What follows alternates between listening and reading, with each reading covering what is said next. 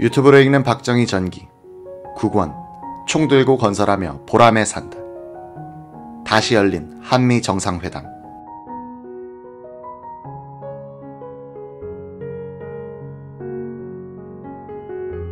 1968년 4월 4일 오후 늦게 박정희 대통령은 존슨 미 대통령으로부터 4월 8일 하와이 호놀룰루에서 정상회담을 갖자는 제의를 받았다. 미국이 갑자기 박 대통령을 초청한 데엔 이유가 있었다. 4월 1일 오전 11시 존슨 미 대통령은 전국 방송을 통해 30분간의 연설을 하면서 나는 차기 대통령 후보로 출마하지 않고 지명도 수락하지 않겠다라고 선언했다. 존슨 미 대통령은 나는 국론 분열과 그 추잡한 결과를 막도록 갈망한다고 말하면서 눈물을 글썽였다. 이어서 존슨 미 대통령은 월맹 지역에 대한 북폭을 중단하겠다는 선언과 함께 평화 협상을 제의했다. 이날 세계 언론은 존슨 대통령의 불출마 선언에 더 큰 관심을 보였다. 불출마 선언은 월남전에서 발을 빼기 위한 존슨 미 대통령의 고육지계였다. 존슨의 발표가 있기 하루 전인 3월 30일 오전 11시 포터 주한미국 대사가 청와대를 방문해 박정희 대통령에게 존슨 미 대통령의 출마 포기 선언과 월맹 북폭 중지에 관한 내용을 미리 전달했었다. 이날 박 대통령은 미국의 이 같은 일방적인 결정은 월남전 해결에 결코 기여하지 못할 것이라며 포터 대사에게 항의했었다.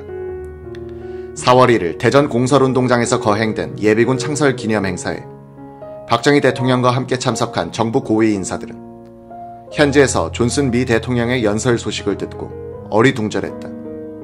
일행 중 누군가가 오늘은 만우절이지 라며 믿으려 하지 않았다.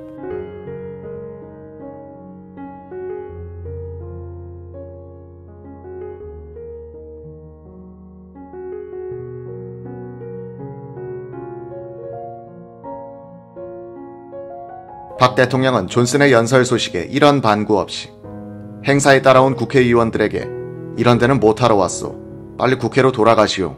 라며 꾸지람을 했다. 의원들은 호텔 예약을 취소하고 서둘러 서울로 올라갔다. 4월 2일 홍종철 장관은 존슨 선언이 월남에 있어서 명예로운 평화를 이룩하려는데 궁극적인 목표가 있다고 발표했다. 그는 한국 정부는 명예로운 평화를 위해 월남공화국의 정부와 국민이 주체가 되고 월남 참전국이 동등하게 참여하는 협상을 지지하며 공산주의자들에게 악용될 단폭은 반대한다는 입장을 밝혔다. 4월 3일 오전 박정희 대통령은 특별기편으로 제주도를 방문했다.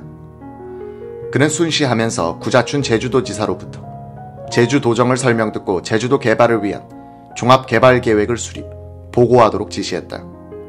이날 오후 특별기편으로 귀경한 박 대통령은 청와대에 도착 즉시 정일권 국무총리로부터 존슨 대통령의 3.3일 성명과 관련된 포터 대사와의 회담 내용을 보고받았다. 이날 밤 월남 참전 7개국 회담에 참석하기 위해 뉴질랜드 수도 웰링턴시에 도착한 최규하 외무부 장관은 도착 직후 기자회견을 통해 월남전쟁 해결을 위한 어떤 형태의 연정에도 반대한다면서 한국은 월남 국민들이 그들의 정부와 생존의 길을 그들 자신이 선택하도록 돕는다는 중요한 목적을 가지고 한국군을 월남에 파병했었다고 밝혔다. 한국 정부가 미국의 대월남 정책 변화에 반대 의사를 강력하게 표시하고 있을 즈음이던 4월 4일 오후 존슨 미 대통령은 박 대통령과 긴급 정상회담을 하고 싶다는 뜻을 포터 주한미국 대사를 통해 전달했다. 이날 밤 11시 신범식 청와대 대변인은 박 대통령이 존슨 대통령의 초청을 받아 호놀룰루로 비행, 4월 8일 하루 동안 한국 문제를 비롯한 동남아 문제에 관해 광범위하게 의견을 교환할 것이라고 발표했다. 박정희 존슨 정상회담은 1968년 4월 4일 밤 미국의 흑인 민권 지도자 마틴 루터 킹 목사의 암살 사건으로 연기됐다. 킹 목사의 사망 소식과 함께 암살 용의자가 정부 측에 고용된 백인이란 유언 비어가 퍼지자 이날부터 4일 동안 미국 내 116개 도시에서 29명의 사망자를 내게 되는 과격한 흑인 폭동이 일어났다. 워싱턴, 시카고, 볼티모어 등 주요 도시에서는 방화와 약탈이 심했다. 이 지역에 14,000여 명의 연방군 병력과 공수특전단이 투입됐다. 폭동은 발생 5일 만에 수그러져 미국은 평온을 되찾기 시작했다.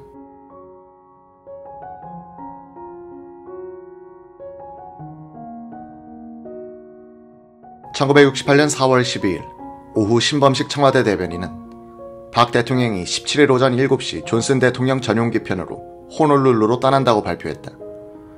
이날 청와대에서 열린 국무회의 석상에서 박정희 대통령은 공무원들의 해외여행을 자제하고 선물 보따리를 가능한 한 들고 오지 말 것을 강조하면서 대통령의 외국 방문 환송 행사를 이번에는 하지 말도록 하라고 지시했다. 박 대통령은 출국 하루를 남겨둔 4월 16일 오전 정부와 여당 순회를 청와대로 불러 호놀룰루 회담에 대한 정부의 대책을 최종적으로 협의했다. 이날 회의에서는 지난 4월 5일 군 수뇌부와의 회의 결론을 재삼 확인했다. 신범식 청와대 대변인은 기자들에게 6.25 당시 판문점 정전회담의 쓴맛을 경험한 우리로서는 공산 침략자와의 협상이 뭐가 달갑겠나라면서 우리 정부는 얼마 동안 미국과 월맹의 협상 추이를 관망할 것이라고 말했다. 한국의 입장은 아시아 우방국들의 입장을 대변하는 것이기도 했다. 4월 15일자 워싱턴 포스트지는 현안인 미 월맹 평화회담과 관련 아시아 연합국들의 우려를 불식시키기 위해 존슨 미 대통령은 한국 대표를 옵서버로 평화회담에 파견토록 박 대통령에게 요청할 것이라는 보도를 했다. 스타지는 일면 머릿기사에서 호놀룰루 회담의 주요 목적은 미국이 월남 찬전 아시아 국가들을 배신할지도 모른다는 아시아 우방들의 의심을 불식하려는 데 있다 라고 보도했다. 4월 17일 이른 아침 김포공항에는 500여 명의 환송객들만 나왔다. 박 대통령의 지시에 따라 공항에서의 의식이 생략되고 김포가도에도 환송 대열이나 환송 현수막이 보이지 않았다. 오전 7시 20분 박 대통령은 영부인 유경수 여사와 책가방을 든 아들 지만군과 함께 헬리콥터 편으로 공항에 도착했다. 박 대통령은 환송하러 나온 내외 인사들과 악수를 나눈 뒤 공군 도열병들의 격려를 받으며 층계를 올랐다. 특별기가 이륙한 뒤 기내에서 박 대통령은 기자들과 환담을 나누며 지난 1.2일 청와대 기습 사건 때 존슨 대통령이 즉각 경호관들을 보내 청와대 주변을 샅샅이 돌아보게 했다면서 존슨 대통령의 각별한 관심을 소개했다. 하와이 현지 시각 16일 오후 8시 50분 박정희 대통령과 일행을 태운 특별기가 호놀룰루 공항에 도착했다. 박 대통령이 존슨 미 대통령의 추령을 받으며 비행기 트랩에서 내려서자 하와이 아가씨들이 레이를 박 대통령의 목에 걸어주었다. 환영 나온 300여 명의 교포들은 태극기와 God bless you, dear Mr. President 라는 영문 플래카드를 흔들며 박 대통령을 환영했다. 교포들에게 손을 흔들어 답례를 하던 박정희 대통령은 존슨 대통령과 함께 대기하고 있던 헬리콥터에 탑승, 숙소인 카할라 힐튼 호텔로 이동해 여장을 풀었다. 제1차 단독 정상회담은 17일 오전 10시부터 12시 30분까지 2시간 반 동안 오하우 섬 동단에 위치한 카이저 하우스에서 열렸다. 박 대통령은 흰색 링컨 컨티넨탈 리무진을 타고 회담 장소에 도착하여 5분 전부터 현관에 나와 기다리고 있던 존슨 대통령과 뒤뜰에서 약 10분간 담소를 나눴다. 양국 원수는 응접실에서도 10분여간 담소한 뒤 수행원들을 별실에 남겨두고 각각 통역 담당 의전 비서관만을 데리고 저택 서재로 들어갔다. 2시간 반 뒤 회담을 마치고 나온 양국 정상은 웃음을 머금은 표정이었다.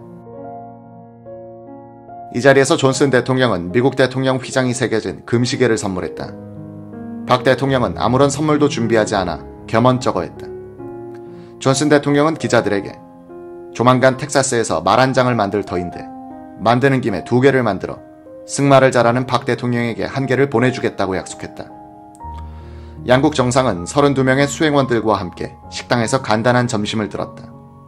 식사 후 약 1시간 동안 휴식 시간이 예정돼 있었으나 두 정상은 곧장 제2차 정상회담에 들어가 오후 6시까지 마주 앉았다.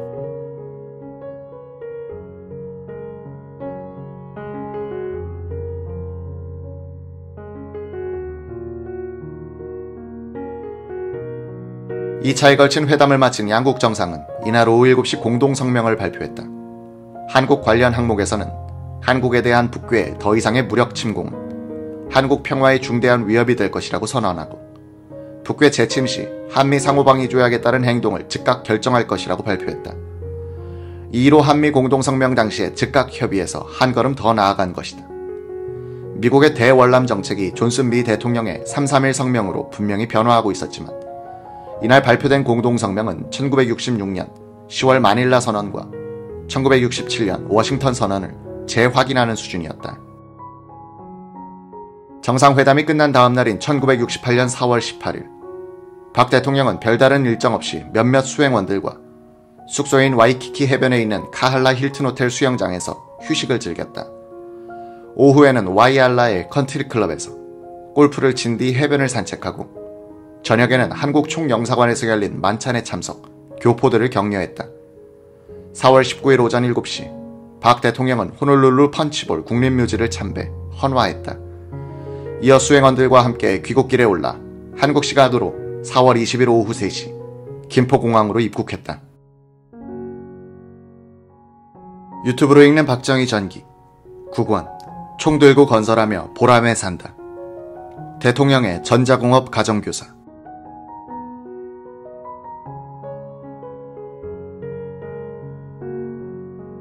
(1968년 4월 18일경) 하와이 호놀룰루에 머물고 있던 박 대통령은 이후락 비서실장을 통해 편지 한 통을 받았다. 미국 컬럼비아 대학교 전자공학과 교수로 재직 중인 김환희 박사가 보낸 편지였다. 편지는 미국까지 오셔서 뵙고 싶었는데 제 사정이 여의치 않아 안부 편지로 대신합니다. 조만간 보고서를 마치는 대로 귀국하여 찾아뵙겠습니다. 란 내용이었다. 김환희 박사는 민간인 자격으로 1960년대 후반부터 10여 년 동안 박 대통령의 전자공업 육성과 관련하여 자문 역할을 했다. 1968년 그는 트랜지스터도 제대로 만들지 못하던 한국의 전자업계를 고무시키면서 한국형 전자산업 육성 방안을 제시했고, 박 대통령은 전적으로 그 계획을 지원하고 있었다. 김환희 박사는 1926년 경기도 화성군 오산에서 태어났다. 그는 경기중학교를 졸업하고 서울대학교 공과대학에서 전기공학을 전공했다. 이어 1953년부터 1955년까지 미국 유타대학 대학원에서 박사과정을 밟았다. 이때 그는 전자공학계의 피타고라스 정리라 할 정도로 유명한 브루니 정리의 예외를 발견, 이를 박사학위 논문으로 발표했다. 김환희 박사의 이론은 전자공학계의 기초 발견으로서 전자회로 설계의 중요한 표준으로 자리 잡았다. 그는 이 논문을 통해 국제적인 명성을 얻고 1958년부터 콜롬비아 대학 전자공학과 교수로 재직하고 있었다. 김환희 박사가 박 대통령을 처음 본 것은 1961년 5.16 직후인 11월. 박정희 대장이 미국을 방문하여 한국전에 참전한 미국 장군들이 마련한 자리에 초대받아 갔을 때였다. 김 박사는 컬럼비아 대학의 유일한 한국인이란 이유로 맨 앞자리에 앉아 박정희 장군이 연단에 올라서서 연설하는 모습을 자세히 지켜보았다.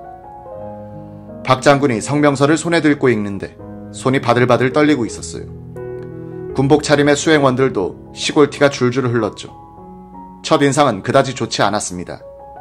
그 자리엔 아는 사람도 없었고 강의 시간도 있고 해서 리세션 중간에 빠져나오고 말았어요. 박정희 대통령과의 두 번째 만남은 1965년 5월 19일 박 대통령이 뉴욕을 방문했을 때였다. 뉴욕 시장 와그너가 워돌프 아스토리아 호텔에서 박 대통령을 위한 만찬을 열었다. 김환희 박사도 초청을 받아 그 자리에 참석했다. 뉴욕시 의전관의 호명에 따라 아내와 함께 단 위에 올라가 악수를 하며 본 박 대통령은 예전 같지 않고 당당해 보였어요. 두 사람의 인연은 여기서 끝나지 않았다. 1967년 8월 말, 김환희 박사는 박충훈 상공부 장관으로부터 초청장을 받았다. 당시 김 박사는 전자 및 컴퓨터공학 주임 교수로 미국 정부 지원을 받는 연구 프로젝트를 수행하고 있었다. 뿐만 아니라 두 번째 교과서를 집필하느라 여름방학을 바쁘게 보내고 있었다. 틈을 내기가 어려웠다. 그런데 뉴욕 주재 한국 총영사관에 근무하던 서기관이 찾아와 사실은 청와대에서 초청한 겁니다 라며 귀뜸해 주었다. 한국 정부는 김 박사가 언제라도 출발할 수 있도록 팬 아메리칸 항공사의 비행기표를 미리 준비해 두기까지 했다. 마침 박 대통령은 전자공업 분야의 재미 과학자를 찾고 있었다. 한준석 비서관과 추인석 비서관이 당시 창설 중인 키스트 소장 최영섭 박사와 상의 끝에 김환희 박사를 추천했다.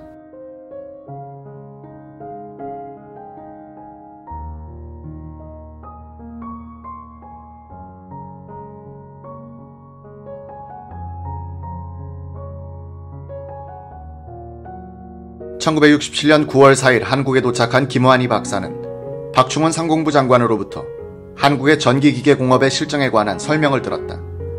전기기계공업은 일본에서 만든 용어로 전자공업 혹은 전자산업이란 말은 그때까지 사용된 적이 없었다. 김한희 박사가 이 무렵 전자란 글자와 산업이란 글자를 조합해 전자산업 혹은 전자공업이라 쓰기 시작했고, 뒤따라 일본에서도 이 단어를 사용했다. 당시 우리나라는 발전, 송전, 배전 등 이른바 전력 분야 사업이 대부분이었다. 전자산업이라 칭할 만한 업종은 라디오와 텔레비전 등을 조립하는 초보적인 제조업 수준에 머물러 있었고, 이를 전기기계공업이라고 분류하고 있을 뿐이었다. 미국에서는 1950년대 중반부터 반도체, 컴퓨터, 무선통신 및 데이터 통신 등과 관련된 학문과 산업이 활발하게 일어나고 있었다. 전력계통의 공업은 사양길로 접어들어 인류 대학에서도 전기공학은 교과목에서 사라지고 있었다. 박충훈 장관은 김 박사에게 우리도 일본처럼 빨리 육성할 수 있는 정책을 세우려 하니 도와주시오. 이것은 각하의 뜻입니다. 내일 당장 관련 연구소와 생산 공장을 직접 둘러보도록 하시죠. 라고 강권했다. 바로 그 다음날부터 상공부 이철승 차관과 함께 한국전력, 대한전선, 전파연구소, 중앙공업연구소, 부산 동네에 있던 금성사 등을 돌아봤죠. 당시로서는 그게 전부였어요. 다 보고 나니 짐작이 가더군요. 한마디로 서구와 비교하면 원시적인 수준이었습니다. 그나마 생산되는 전자부품은 지독하게 조잡했어요. 전자업계의 맏형이라는 금성사조차 홍콩제 트랜지스터 라디오를 본떠서 만드는 이른바 리버스 엔지니어링으로 국산 라디오를 만들고자 노력하던 때였으니까요. 김한희 박사는 4일간 전국을 돌며 한국 전자업계의 현황을 살펴본 뒤 보고를 위한 차트를 준비했다. 이때 상공부 전기기계공업과 윤정우 계장과 직원 및 이태구 상무 등이 김 박사를 도왔다. 1967년 9월 13일 오전 10시 청와대 대통령 집무실에서 김 박사의 보고가 시작됐다. 박정희 대통령, 박충훈 상공부 장관, 신범식 대변인, 한준석 비서관 등이 참석했다. 김 박사는 생각보다 참석자가 적어 실망스러운 마음으로 설명을 시작했다고 한다. 2시간 반 동안 보고를 진행하던 김한희 박사는 처음으로 박정희란 인물에 대해 호감이 갔다고 한다. 박 대통령은 정말 꼼짝도 하지 않았어요. 차트에서 눈을 뗀 적도 없었습니다. 교단에서 많은 학생들을 가르쳐왔지만 박 대통령만큼 집중해서 듣는 학생을 본 적이 없었거든요. 보고를 하면서 보니 다소 전문적인 내용까지도 박 대통령은 이해하는 듯 했어요. 보고는 12시 30분에 끝나고 김 박사는 박 대통령과 식사를 함께 했다. 박 대통령은 김한희 박사의 숟가락 위로 깻잎을 얹어주며 말했다. 김 박사, 이거 기억납니까? 나는 별로 좋아하지 않는데 김 박사가 왔다니까 집사람이 준비한 모양이요. 김한희 박사의 회고. 대통령의 식단이라고 믿을 수 없을 정도로 검소했어요. 육류라고는 유일하게 갈비찜이 전부였어요. 그 갈비찜도 박 대통령이 거의 다 내 밥 위로 올려주곤 했습니다. 식사가 끝나자 박 대통령은 김한희 박사를 서재로 안내했다. 잠시 후 박 대통령은 서랍에서 뭔가를 꺼내더니 탁자 위에 놓으면서 이렇게 말하더란 것이다. 김 박사, 미국 모토로라사가 한국에서 이걸 만들겠다고 하면서 공장 부지 매입을 허가해달랍니다. 탁자 위에 올려진 것은 작은 트랜지스터였다. 요 쪼맨한 것이 한 개 20달러, 30달러나 하고 손가방 하나면 몇만 달러가 된다고 합니다. 그런데 우리는 지금도 면직물밖에 수출하지 못하니 차로 한 곳간을 채워도 손가방 하나만큼도 못하니 내 이래서 김 박사를 보자고 한 겁니다. 김 박사, 우리나라도 전자공업을 육성하고 싶은데 도와주시오. 김한희 박사는 잠시 생각해본 뒤 저 혼자 힘으로는 벅차고 미국에 돌아가 전문가의 도움을 받아야 합니다. 라고 대답했다. 박 대통령은 비용이 얼마나 드느냐고 물었다. 어림잡아 20만 달러 정도는 있어야 합니다. 일을 시작하려면 우선 10만 달러가 필요합니다. 작별 인사를 하고 청와대를 나오려는데 박 대통령이 2,000달러가 든 누런 봉투를 김한희 박사에게 주었다. 이 액수는 당시 약 100만 원에 해당하는 돈으로 미국을 왕복하는 항공료와 비슷했다. 1979년 10월 26일 박 대통령이 사망할 때까지 매년 3-4차례 한국을 드나들게 된 김한희 박사에게 박 대통령이 직접 준 돈 봉투엔 항상 이만큼의 액수가 들어있었다. 이날 오후 2시쯤 청와대 현관에서 대통령과 작별 인사를 하려는데 난데없이 상공부 윤정우 계장이 나타났다. 박 대통령도 놀랐다. 윤 계장은 차트를 들고 김 박사를 따라 청와대로 들어온 뒤 집무실 옆에 있는 대기실에 갇혀 있다가 보고가 끝난 뒤에도 경호원들이 무서워 밖으로 나오지 못했다고 털어놓았다. 꼬박 4시간 동안 대기실에 앉아 있었던 셈이다. 박 대통령도 그 말을 듣고 껄껄 웃었다. 이날 저녁 라디오와 신문에서는 정부의 전자공업 육성 방침을 발표하고 있었다. 1967년 9월 말, 김 박사가 미국에 돌아오니 상공부로부터 그에게 10만 달러가 송금돼 있었다. 가난한 한국 정부가 거액의 돈을 붙인 것을 보니 그만큼 박 대통령이 전자공업에 상당한 기대를 걸고 재촉한다는 걸 느낄 수 있었습니다. 나는 그동안 밀린 업무를 처리한 뒤 본격적으로 보고서 구상을 하기 시작했죠. 김 박사가 세운 목표는 한국 실정에 맞는 한국형 전자공업. 그는 다른 나라의 성공 사례를 알아보기 위해 미국 내 전문가들에게 조사 용역을 의뢰하고 한국에 있는 키스트를 통해 전자공업에 관한 한국의 실정을 조사해달라고 용역을 주었다.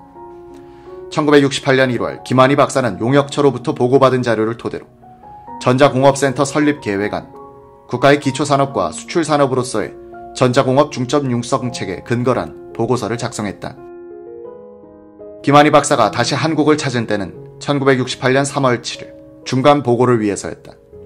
이때 김 박사는 콜롬비아 대학 공과대학장 헤네시 박사와 음향과 오디오 분야의 세계적인 권위자이자 전기 및 건축학 교수인 해리스 박사, 시장 조사 전문 업체인 체이스사의 체이스 회장, 방위산업체 하버드 인더스트리를 경영하는 국방전자공업 전문가 헐리 사장 등을 대동하고 방한했다.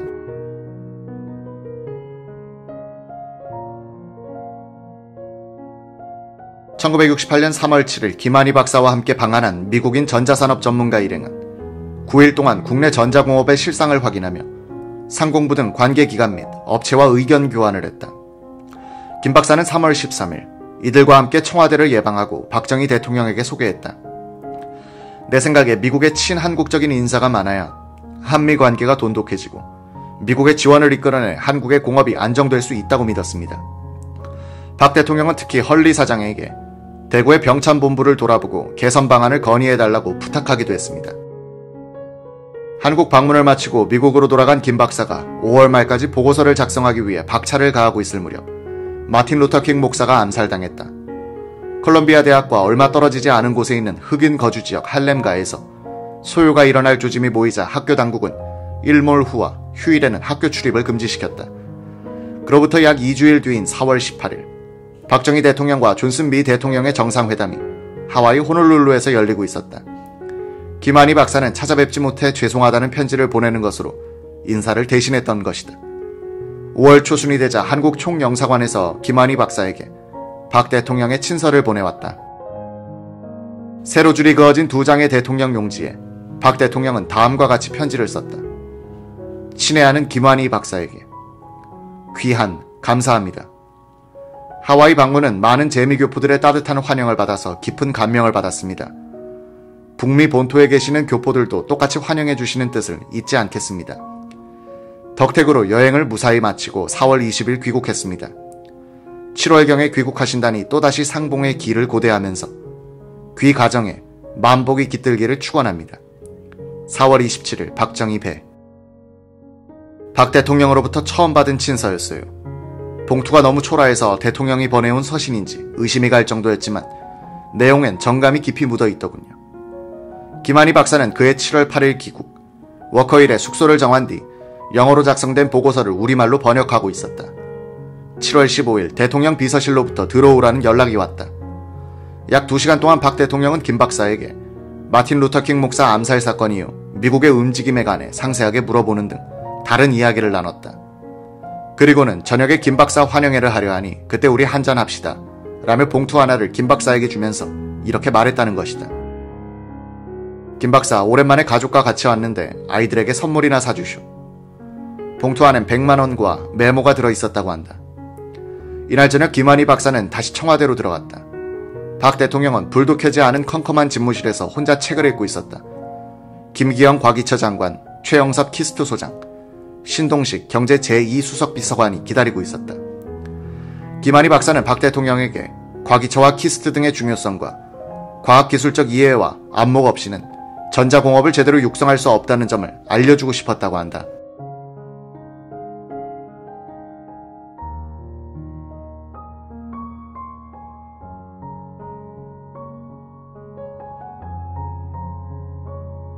전자공업은 다른 산업에 비해 첨단 기술에 대한 이해 없이는 정책 수립은 물론 지원도 어려운 분야입니다. 정책을 주도하는 사람들은 세계 시장을 선점하고 리드해가는 기술을 이해하고 그 진행 방향을 짐작하여 정책에 충분히 반영시켜야 하거든요. 그러지 않고서는 세계 시장에 발을 붙일 수 없어요. 다행히 1960년대 말 세계의 전자공업은 막 출발하려던 기차와 같았어요.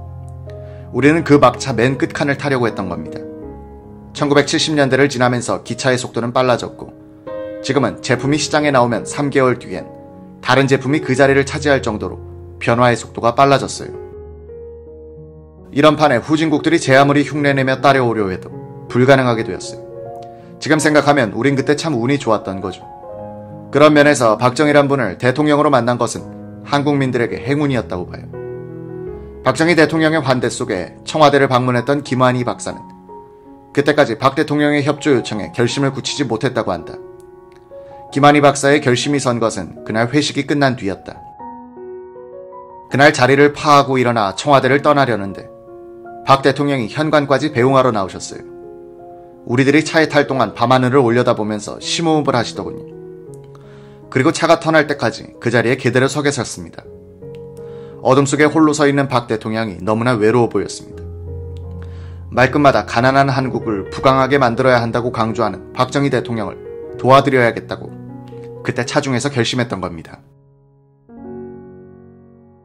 유튜브로 읽는 박정희 전기 9권 총 들고 건설하며 보람에 산다. 마지막 편지.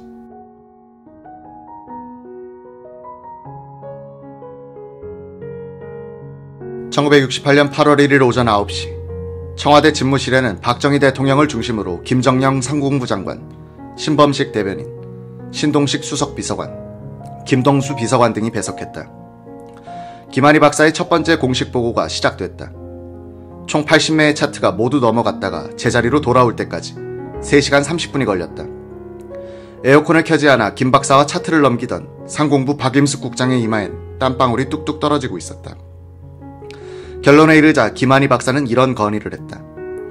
이처럼 전자공업은 제품 사이클이 매우 짧아서 국내에서 진득하게 독자 기술을 개발해서는 이미 늦어버립니다.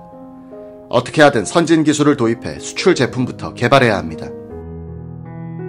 이를 위해서는 전자공업진흥원을 설립하여 거국적인 지원으로 단기간에 전자공업을 육성해야 합니다. 이상입니다. 잠시 침묵이 흘렀다.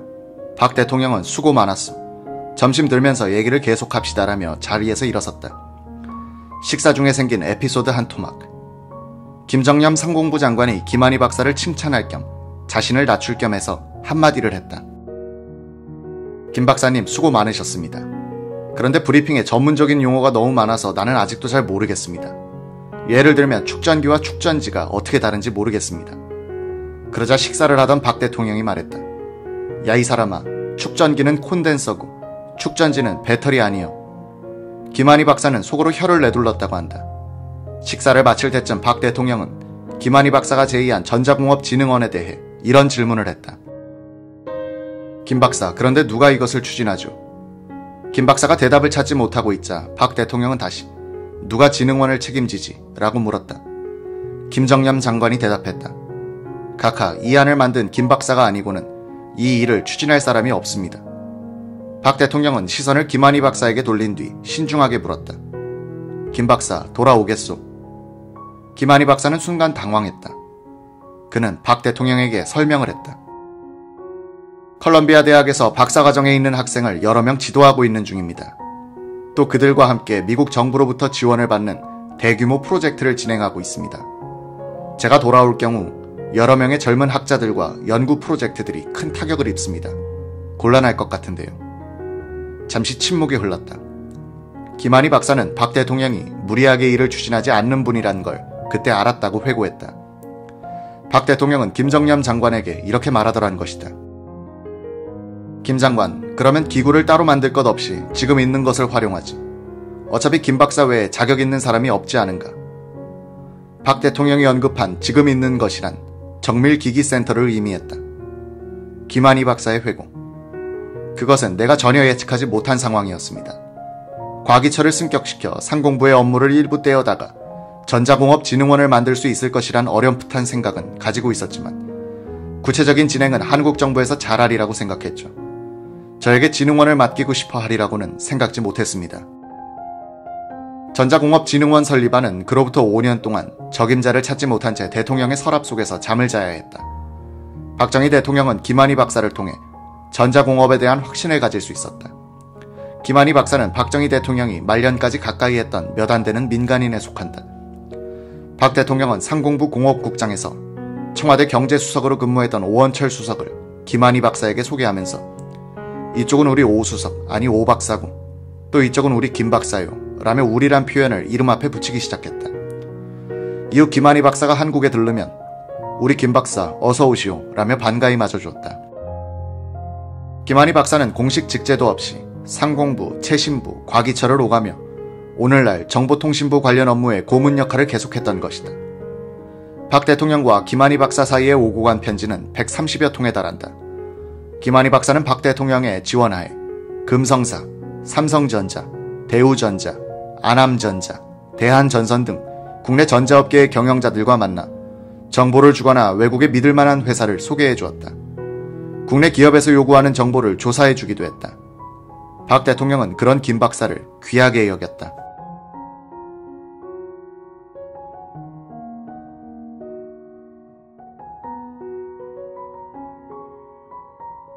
김한희 박사가 1976년 1월 7일 겨울 휴가를 받아 조선 호텔에서 묵고 있을 때 청와대에서 연락이 왔다. 가보니 박 대통령이 포항 부근 유전 개발에 흥분해 있더란 것이다. 집무실에서 박 대통령은 저에게 작은 유리병에 든 검은 기름 같은 걸 보여주시면서 매년 석유 수입에 들어가는 외화 규모와 석유를 자급자족하게 됐을 때 국가 이익과 산업 발전에 끼치는 영향 등을 열심히 설명했어요. 한참 신나서 이야기하던 박 대통령은 갑자기 멋쩍은지 김 박사, 어린애들이 돈 몇 푼 얻어서는 무슨 사탕을 살까 이것저것 궁리하는 것 같지 라며 껄껄 웃었다고 한다. 1968년 여름 김한희 박사로부터 전자공업 관련 브리핑을 들으며 국제시장의 변화를 읽을 수 있게 된 박 대통령은 당시 성심여자고등학교 3학년에 재학 중이던 큰딸 근혜양을 서강대학교 전자공학과로 진학시켰다. 1974년 8월 15일 유경수 여사가 피살된 뒤 박근혜 양이 퍼스트레이디 역할을 맡게 되자 김한희 박사는 근혜 양에게도 연락하는 것이 관례가 되었다. 전자공학을 전공한 근혜 양과 김 박사는 전문 용어로 대화를 할 수 있어 의견 전달이 매우 용이하고 효과적이었다고 한다. 한국 전자산업 발전에 근혜 양이 세운 공적은 외부 사람들이 짐작하기 어려울 정도입니다. 모친이 사망한 후부터 전자산업 육성에 큰 관심을 갖고 적극적으로 도왔기 때문에 오늘날 한국에 전자산업이 있다고 해도 과언이 아닙니다. 유경수 여사가 피살된 후 박 대통령은 공식 행사나 테이프 커팅 같은 번거로운 행사를 부질없게 생각하며 꺼리기 시작했고 그때마다 근혜 양이 그 자리를 대신했다. 특히 1969년부터 시작된 전자전시회는 매년 박 대통령이 참관하며 관심을 표명했지만 1977년에는 근혜 양 단독으로 참가했다. 1978년의 전자전에는 근혜 양이 박 대통령을 설득해 함께 참관했다.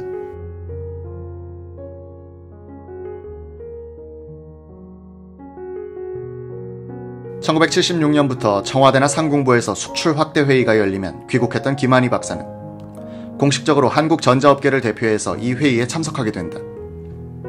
이때 방집협회 회장이 상석에 앉고 김한희 박사가 차석에 앉았다. 섬유산업이 제1산업이고 전자산업은 제2산업이었다. 김 박사는 이것이 불만이었다고 한다.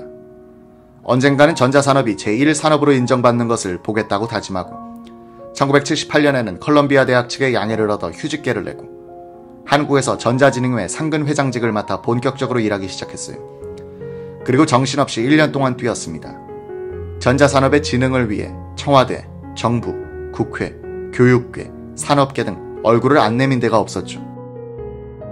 그리고 제10회 한국전자전람회를 1979년 9월 24일부터 10월 2일 사이에 개최하기로 결정했습니다. 그는 최각규 상공부 장관에게 박 대통령이 참석해 테이프 커팅을 해줄 것을 요청해달라고 했다. 육 여사 서거 후 박 대통령은 테이프 커팅 등에 참석하지 않는다는 답변을 장관으로부터 받았다. 총리도 개막식에 참석하지 못한다고 통보해왔다. 김한희 박사는 화도 나고 답답하기도 했다. 생각해보세요. 전자공업 육성은 나보다 한국 정부가 원했던 겁니다. 대통령이 참석하는 것은 당연하고 또 그래야 전자업계의 사기가 올라가 전자공업 붐을 조성할 수 있지 않습니까? 그런데 이제 주인이 나 몰라라 뒤로 앉아버리니 교수직까지 접어두고 한국에 와서 내가 왜 이 고생을 하나 하는 생각이 들었어요. 1979년 9월 18일 김한희 박사는 박 대통령과 그네 양에게 개막식에 참석해달라고 부탁하는 편지를 써 청와대 부속실로 보냈다. 그러나 김 박사는 기대하지 않고 개막식 전날 밤까지 마지막 점검을 하고 밤늦게 숙소로 돌아왔다고 한다. 밤 10시쯤이었을 거예요. 상공부 장관이 전화로 개막식에 박 대통령과 그네 양이 참석해 점심 식사까지 할 예정이니 준비하라는 겁니다. 당시 시국이 얼마나 어수선했어요. 대통령이 머무는 것은 사전에 현장 조사를 하고 식사할 경우에는 청와대에서 가구와 식기까지 가져올 정도였지 않습니까? 개막식까지는 12시간도 남지 않았고 통행금지도 있는데 무슨 재간으로 준비를 해요. 김 박사가 다음날 새벽 통행금지가 풀리자마자 현장에 달려가 보니 밤새 경호실에서 분주히 움직여 준비를 해놓았던 것이다. 박정희 대통령과 그네 양은 이날 오전 10시부터 약 2시간 동안 전시관을 둘러본 뒤 휴게실로 들어갔다. 박 대통령은 최갑규 상공부 장관과 김 박사를 들어오라고 했다. 김한희 박사는 최 장관에게 가깝게 컬러TV 방영과 시판을 건의하겠습니다라고 말했다. 당시까지 전자업계는 컬러TV를 시판하지 못하고 있었고 정부도 컬러TV 방송을 허락하지 않았다. 김한희 박사는 이것이 한국전자공업의 발목을 잡고 있는 것이라고 판단하고는 밀어붙이려 했지만 관료들은 박 대통령의 눈치만 보고 있었다. 김한희 박사가 컬러TV 세트의 시판을 건의한 것은 이번이 처음은 아니었다. 선진국에서는 1950년대부터 시작됐던 겁니다. 개발도상국 중에서도 1970년대까지 컬러TV 방송을 하지 않는 나라는 한국뿐이었어요. 컬러TV 방송은 1970년대 초부터 한국 전자업계의 수건이기도 했죠. 컬러TV 방영과 판매는 국내 전자공업의 육성은 물론이고 외화벌이를 위해서도 필요한 일이었습니다. 국내 방송사들도 이미 준비를 다 해놓은 상태였고 기술과 자본이 축적된 전자업체들은 컬러TV를 생산해 미국 등지에 수출하고 있었어요. 그러나 미국은 한국에서는 시판도 안 하면서 남의 나라에 팔기만 하느냐고 제동을 걸었죠. 그런데 박 대통령은 막무가내였어요. 1972년 김한희 박사가 처음 박 대통령을 설득하려 했다. 각하, 국내 전자공업을 위해서도 돌파구를 열어줘야 합니다. 그러려면 컬러TV 방영을 허락해 내수 시장을 넓히고 수출 물량도 늘려야 합니다. 3원색의 컬러TV는 흑백TV보다 부품이 3배나 많이 필요합니다. 따라서 컬러TV를 방영해야 국내 전자업계가 크게 신장할 수 있습니다. 특히 미국이 한국에서 팔지 않는 컬러TV를 미국 시장에 수출만 한다고 수입 규제를 할 움직임도 있습니다. 게다가 이미 전 세계가 컬러TV 시대에 돌입했습니다. 박 대통령은 이렇게 말하더라는 것이다. 김 박사, 내가 대통령으로서 가장 듣기 싫은 말이 정부가 잘 사는 사람만 위하고 가난한 사람들은 거들떠보지 않는다는 것이오. 흑백TV도 없는 사람이 많은데 그보다 훨씬 비싼 컬러TV가 나오면 없는 사람들은 더 비참한 생각을 갖게 될 거요.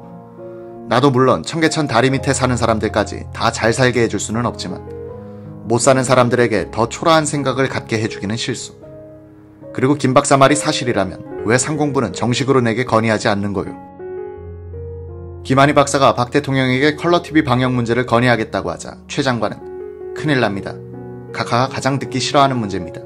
여기서는 말하지 맙시다, 박사님. 하며 완강하게 말렸다고 한다.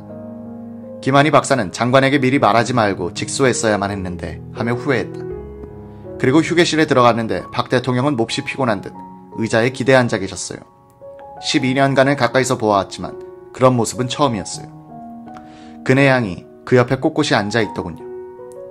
박 대통령은 피곤한 표정으로 말했다. 김 박사, 이제는 뭔가 좀 돼가는 거요. 전시된 제품은 다 외국산이죠. 박 대통령은 국내 업체들이 외국 제품을 외장만 조금 바꿔 직접 생산하는 것처럼 한다는 사실을 알고 있었다.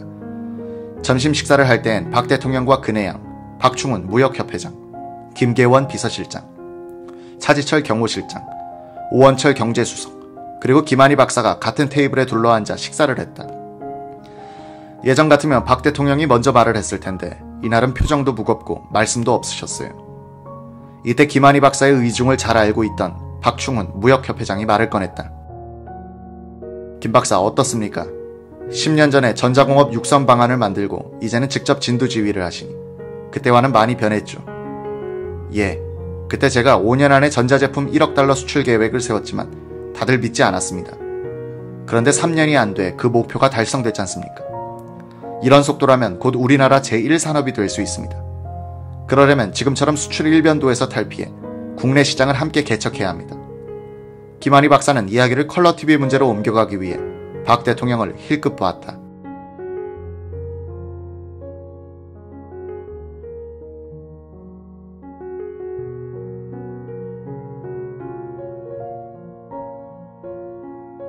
박 대통령은 아무런 이야기도 듣지 못한 표정으로 식사만 하고 계셨습니다. 피곤해 지치고 착 가라앉은 듯한 표정이었어요. 거기서 제가 무슨 말을 합니까? 식사가 끝난 뒤 박 대통령과 그네 양은 청와대로 돌아갔다. 오원철 수석이 김한희 박사에게 저는 박사님께서 컬러TV 문제를 가깝게 진언하면 지원 사격할 생각이었는데요 하며 아쉬워했다. 대다수가 총대를 맬 각오를 하고 나왔지만 아무도 실행에 옮기지 못했다. 그로부터 20여일이 지났다. 전시회가 끝나고 한숨 돌리던 김한희 박사는 다시 컬러TV 문제가 떠올라 10월 26일 오전에 박 대통령에게 편지를 썼다. 일전에는 전자박람회에 나와주셔서 우리 업계에 큰 격려가 됐으며 더욱 분발하기를 약속했습니다. 전자업계는 여전히 수출이 신장되고 있으며 목표액 이상을 달성하고자 끊임없이 노력하고 있습니다. 다만 현재 큰 가전생산업체들의 실정이 매우 어렵게 돼 있습니다. 금성, 삼성과 같은 대기업체들이 도산 위기에 직면해 있습니다. 따라서 다음에 두 가지 문제를 해결해 주시면 전자업계는 비약적인 발전이 있을 겁니다. 잘 알고 계시는 컬러TV의 시판 문제입니다. 이것은 기술적으로나 경제적으로나 전자공업 진흥을 위하여 반드시 통과해야 되는 관문입니다. 김한희 박사는 이 편지를 붙인 뒤 업무차 구미로 내려갔다가 다음날 아침 박 대통령의 서거 소식을 들었다. 김 박사의 마지막 편지는 박 대통령이 읽어볼 수 없었다. 왜 그렇게 눈물이 쏟아지던지요. 온 세상이 무너지는 느낌이었습니다. 나는 그동안 컬럼비아 대학에 돌아가지 않은 것에 대한 후회와 아쉬움을 박 대통령이 전자산업에 대한 기대를 저버리지 않았다는 것으로 달래고 있었죠. 그리고 박 대통령께 뭔가 보여주고 싶었습니다. 그것은 한국 전자공업이 세계 시장에 우뚝 서는 것이었습니다. 박정희 대통령이 나를 필요로 했던 단 한 가지 이유가 그것이었으니까요. 나는 그걸 해보고 싶었던 겁니다. 얼마 뒤 컬럼비아 대학에서 명예교수로 이름을 그대로 걸고 있겠느냐고 물어왔으나 거절했습니다.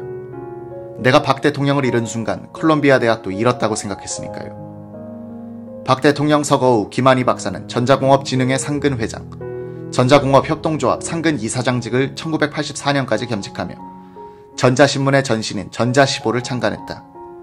현재는 전자공업계의 정보지의 발행인 겸 주간으로 활동하면서 TACI를 실리콘밸리에 설립, 이사장 및 대표이사로서 미국 산업기술의 국내 도입 전문 기업을 운영하고 있다.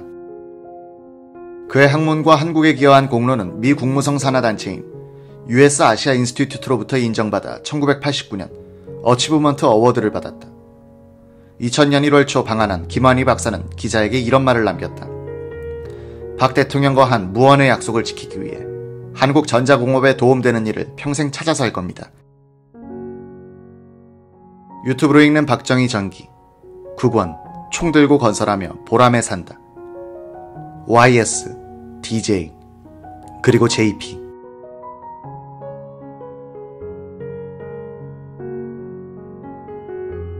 (1968년 5월 13일) 박정희 대통령은 자가용차에 몸을 싣고 경인 공업지대를 암행시찰했다. 몇 차례 신호등에 걸려 섰다 갔다를 되풀이했다. 교통순경들도 지나간 다음에야 박 대통령임을 알고 허둥지둥했다. 한국기계제작소에 들른 박 대통령은 보고를 들었다. 회사 측에서는 우리가 만들 수 있는 통신 부품을 최신부에서는 외국에서 수입하려 하고 있다고 말했다. 박 대통령은 즉석에서 이우락 비서실장을 시켜 황종률 최신부 장관에게 전화를 걸게 했다. 앞으로 한국기계제작소의 제품을 쓰는 것을 검토하라고 지시했다. 이 회사가 신청한 산업은행으로부터의 융자건도 즉석에서 해결해 주었다. 박 대통령은 서울로 돌아오는 길에 여의도 축대 공사장을 찾았다. 먼지가 뽀얗게 일고 있는 현장을 둘러봤다. 그는 건설 사업소장에게 돈 봉투를 건네면서 노동자들을 위해서 쓰라고 당부했다. 박 대통령은 14일 오후 청와대에서 열린 정부 여당 연석회의에서 기계공업을 육성하기 위해 상공부의 국산화 촉진위원회를 활용, 대통령 주재로 이 위원회를 정기적으로 개최하는 문제를 검토하라고 지시했다. 그는 또 공장을 지을 때 국내에서 기계를 살 수 있도록 여러 가지 특혜를 주라는 당부도 했다. 5월 16일 박 대통령은 서울시민회관에서 열린 군사혁명 7주년과 5.16 민족상 수상식에 참석 치사를 했다. 박 대통령은 우리 힘으로 내 조국, 내 향토를 지키겠다는 범국민적인 기운을 조직화하고 우리의 생활 자세와 정신적 태도를 합리화하고 경제화하여 자주국방과 자립경제의 건설에 솔선수범하자고 말했다. 그는 우리 가슴 속에도 환히 트인 마음의 고속도로를 건설하자고 덧붙였다. 박 대통령은 우리는 불원 통일을 우리 힘을 주축으로 이룩할 단계까지 왔다고 말했다. 이날 오후 경회로에서 열린 축하연회는 혁명에 가담했다가 성공 후에 박정희, 김종필 세력과 충돌하여 옥고를 치른 적이 있는 김동화, 김재춘, 박창암, 유원식 씨도 보였다. 박정희와 첫 부인 김호남 사이에 난 첫딸 박지옥은 남편 한병기와 함께 나타났다. 그녀는 유경수 여사와 정답게 이야기를 나눴다. 박 씨는 혁명 전 유경수와 함께 살았는데 분위기가 유 여사와 비슷하여 친딸이라고 생각하는 사람들이 많았다고 한다. 한병기는 박정희 사단장의 부관으로 있다가 박지옥과 결혼했었다. 5.16 군사혁명 뒤 그는 미국으로 건너가 뉴욕에서 살고 있었다. 그는 미국 신문에 한국 정정이 어지럽다는 기사가 연일 실려 우라통이 치밀었다. 이런 짓거리 하려면 5.16은 무엇하려 했는가 하는 생각이 나더라고 한다. 그는 곧바로 서울로 날아왔다. 청와대에 들어가니 유경수 여사가 그의 손을 붙들고 울음보를 터뜨렸다. 그것을 보고 더욱 화가 치민 한병기는 장인을 만나면 싫은 소리를 해야겠다고 벌렸다. 그날따라 박 대통령은 잔뜩 화가 나서 청와대로 돌아왔다. 한 씨가 집무실로 들어가니 박 대통령은 왜 왔어? 라고 쏘아붙이듯 말했다. 정치를 이따위로 하시려면 윤보선 씨한테 줘버리는 게 낫겠습니다. 이놈이. 박 대통령이 재떨이를 집어던졌다. 한 씨는 이를 피했다. 와장창하는 소리를 듣고 이우락 비서실장이 뛰어들어왔다. 박 대통령은 나가라고 했다. 한 씨는 박 대통령에게 계속 대들어 한 30분간 서로 언성을 높였다고 한다. 집무실을 나오니 박종규 경호실장이 한 씨의 팔을 끌어가며 왜 그랬느냐고 했다. 한 씨는 각하 좀 똑똑히 보십시오 라고 면박을 주었다. 그 뒤 김영욱 정보부장이 한 씨를 불러 술을 사주고 돈도 많이 주었다. 한 씨는 박 대통령이 김 부장에게 이놈이 나한테 땡깡을 부리더라고 했고 김 부장이 자신을 달래려고 그러는 것이라는 사실을 알았다. 5월 21일 박정희 대통령은 내무장관에 박경원 교통부 장관, 법무장관에 이호 내무장관, 문교장관에 권오병 법무장관, 재무장관에 황종률 경남도지사, 교통장관에 강서룡 국방차관, 최신장관에 김태동 경제기획원 차관을 임명했다. 박정희 대통령은 당시 만 51세였다. 강요들도 50대가 주축이었다. 같은 날 유진호 신민당 총재는 김대중 의원을 원내 총무로 지명했으나 김영삼 당시 총무의 반대로 의원총회의 인준을 통과하지 못했다. 유 총재는 정성태 의원을 다시 지명하고 김영삼 의원을 설득한 끝에 겨우 총무 인준을 받을 수 있었다. 그 이후 30년 이상 한국 정치의 상수가 되는 양김의 경쟁관계는 이 시기부터 본격적으로 깊어지기 시작한다. 고려대 총장을 지낸 유진호 씨를 야당 총재로 영입하는 데 있어서 김영삼 당시 정무위원이 교섭대표였다. 김영삼 의원은 서울 중구 필동의 유진호 씨 집으로 찾아가서 입당을 권유했었다. 원래 민중당의 계획은 1967년 대통령 선거에서 그를 후보로 밀려고 했으나 윤보선에게 후보 자리가 돌아갔고 윤 후보의 패배 이후 유진호 씨가 통합 야당인 신민당의 총재가 됐던 것이다. 1968년 6월 김영삼은 김대중 의원을 원내 총무 후보로 지명한 유진호 총재에 대해 반기를 들었는데 이 소식을 한 유진호 당수는 의원들에게 일일이 전화를 걸어 협조를 부탁했다. 그는 유진산 부총재와 고흥문 사무총장을 김영삼 의원에게 보내 설득하려고 했으나 김 의원의 고집을 꺾을 수 없었다. 김영삼 전 대통령은 2001년 2월에 펴낸 회고록에서 이렇게 썼다. 당내에서는 모두들 김대중이 원내 총무가 되기를 바라지 않는 분위기였다. 무엇보다도 그는 동료 의원들로부터 인간적인 신뢰감을 얻지 못했다. 김대중은 내가 원내 총무로 있을 때 상도동 우리 집에 가장 많이 찾아온 국회의원 중 한 사람이었다. 특히 분과위원회를 배정할 때면 자주 찾아왔다. 그는 언제나 재경 분과위원회를 원했다. 재경위는 모든 국회의원이 바라던 노른자위로 알려져 있었다.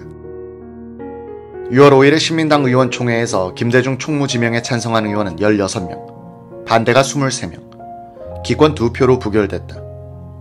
5일 뒤 유진호 총재는 정성태 의원을 총무 후보로 지명했으나 김영삼의 협조를 얻지 못해 부결됐다. 너무했다고 생각했던지 김영삼은 유진호 총재를 찾아가 이번에 후보로 지명하는 사람을 무조건 지지하겠다고 약속했다. 유진호 총재는 정성태 의원을 재지명했고 의원총회에서 인준됐다. 정총무는 5개월가량 일하다가 사표를 냈고 김영삼 의원이 그의 생애에서 4번째로 원내 총무가 됐다.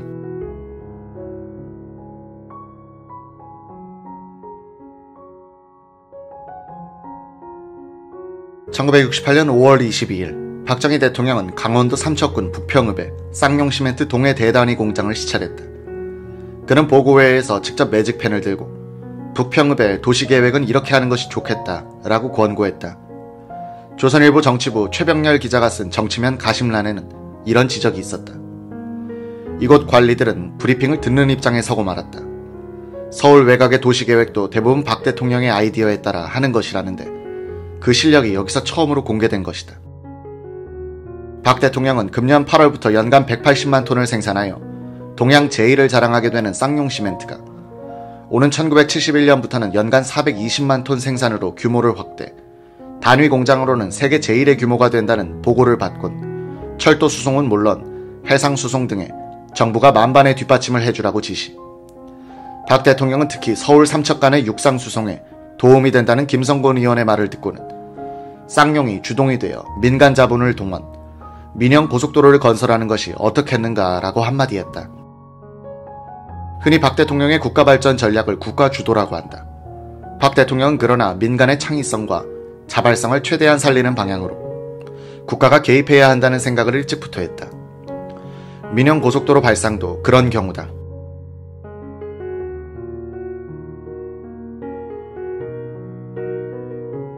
(1968년 5월 28일) 워싱턴에서 한미 국방장관 회담을 마친 최영희 국방장관은 M16 소총 공장을 건설하기로 했다고 발표했다.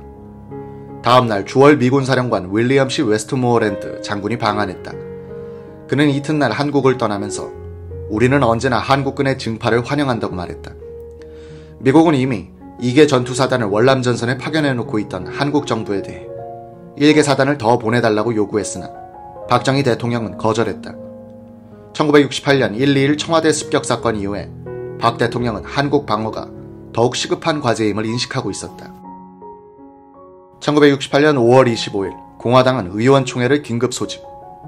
당무위원인 김용태 전 원내 총무와 6대 공화당 의원이자 문공위원장 출신이던 최영두 씨 및 송상남 씨를 해당 행위 혐의로 제명을 결의했다.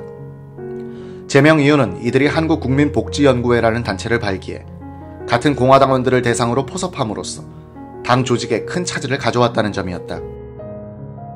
김용태 씨는 자신의 회고록에서 이 사건의 배경을 이렇게 적고 있다. 한국국민복지연구회라는 단체를 착상하여 주동적으로 추진해왔던 최영두 씨는 중앙정보부 연구시장 출신이요. 송상남 씨는 동연구실 차장 출신이다. 이들은 나에게 회장직을 맡아달라고 했던 것이므로 나는 별 생각 없이 승낙을 했던 것이다. 그러고 나서 10일 만에 올가미에 걸려든 것인지 아니면 미리 파놓은 함정에 빠진 것인지는 잘 알 수 없으나 제명이란 전격 작전이 개시된 것이다. 그러나 세상 만사에는 완전 범죄도 없을 뿐 아니라 비밀도 없다. 그 사건이 일어난 지 10년도 안 되어 그 진상이 한꺼풀씩 벗겨지기 시작했다. 즉 5.16 혁명 주체이며 인천 출신인 유승원 의원이 나에게 몇 번이나 미안하다는 사과를 했다. 국민복지연구회 사건은 당시 청와대 민정수석 비서관이던 자신이 저지른 일이라고 실토했다. 그는 이미 고인이 됐으나 나와 혁명 동지요. 술을 좋아했던 서민적인 사람이었다. 유 의원의 고백은 다음과 같았다. 내가 군대에서 데리고 있던 장모 예비역 소령이 찾아와서 공화당 내에 한국국민복지연구회라는 반국가단체가 조직돼 대통령 각하를 비방하고 있으니 그대로 방치할 수 없어 고발한다라고 하며 동연구회의 취지서와 입회원서를 갖다 주었다. 장은 나의 선거구인 대덕 연기지구당의 조직부장을 하던 사람인데 사고를 저질러 당에서 쫓겨나자 길재호 사무총장이 이용 가치가 있다고 판단하여 오히려 그를 중앙당으로 데리고 갔었던 것이다. 유승원은 진상을 파악하기 위하여 길재호 사무총장과 김영욱 중앙정보부장에게 확인을 시켜 박 대통령에게 보고를 했다는 것이다. 그러면서 그 일은 참으로 미안하게 됐다고 내게 몇 번이나 되풀이 사과를 했다. 참 어이없는 일이 아니겠는가. 장모는 조직부장에서 쫓겨나 내게 원한을 가지고 있었을 것이고 또 그를 이용하여 자신들의 정치적 목적을 달성하려는 음모에는 서로 이해가 일치했던 것이므로 쉽게 이루어질 수 있었다.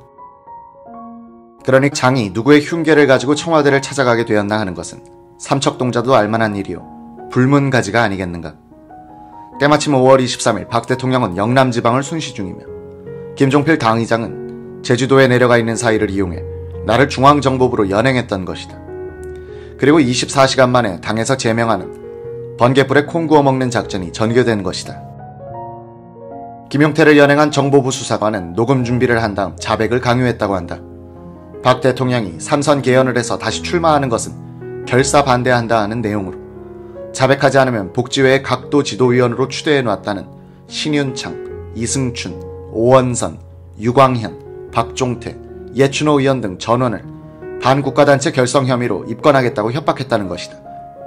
김용태 씨는 나는 그들로부터 그런 내락을 받은 사실이 없다고 주장했으나 아무 소용이 없었다고 한다.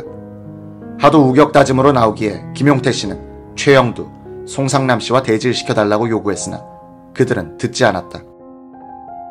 그는 자신이 삼선개헌을 반대한 것은 사실이지만 그 조직을 그런 목적으로 만든 것은 아니기 때문에 억울하기 짝이 없었다는 것이다. 그는 삼선개헌 반대의 주동자로 몰려 모든 책임을 나 혼자 지기로 하고 그 대신 누구에게도 피해를 입혀서는 안 된다는 약속 아래 공화당에서 떠나기로 결심했다고 말했다. 김용태 씨는 박 대통령 이외에 딴 분이 정권을 잡았을 때는 자신들의 설 자리가 없어진다고 생각한 세력이 지금까지 누리고 있던 권세와 영화를 놓치지 않기 위해 기를 쓰고 삼선개헌을 추진했다라고 썼다.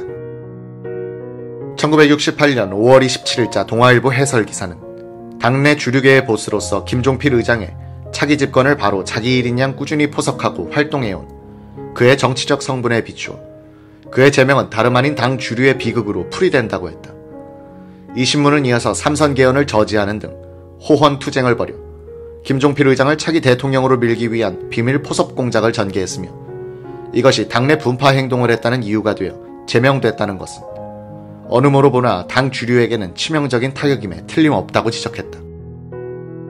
김용태, 최영두, 송상남 세 사람의 제명은 김종필 당의장이 박정희 대통령을 만나 재가를 받아 이루어졌다.